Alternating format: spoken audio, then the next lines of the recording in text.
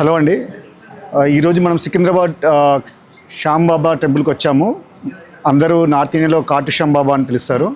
So మనం త్రిభువనధారి barbaric film చేశాం కదా, ఆయన బ్లెస్సింగ్స్ ఉండాలని మేము ఈరోజు సికింద్రాబాద్లో ఉన్న టెంపుల్కి వచ్చాము.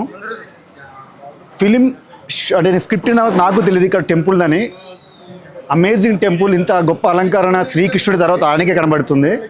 సో మెస్మరైజ్, నేను ఇప్పుడు చూసా కదా, నాకు తెలిసి ఇది ఒక 1 వీక్ గుర్తుండిపోతుంది అతని ఇమేజ్, ఆ విధంగా అలంకరణ ఉంది.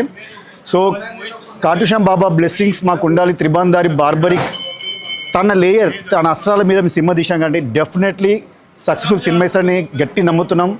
3 అస్త్రాలు 3 వీక్స్ సక్సెస్ఫుల్ ఆడుతుంది. చాలా గట్ ఫీలింగ్తో ఉన్నాం.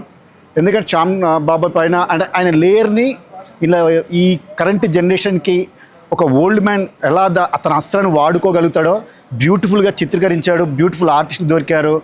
బ్యూటిఫుల్ నేను కూడా పిక్చరేషన్ చేశాను. సక్సెస్ మీ అందరు ఇస్తారు.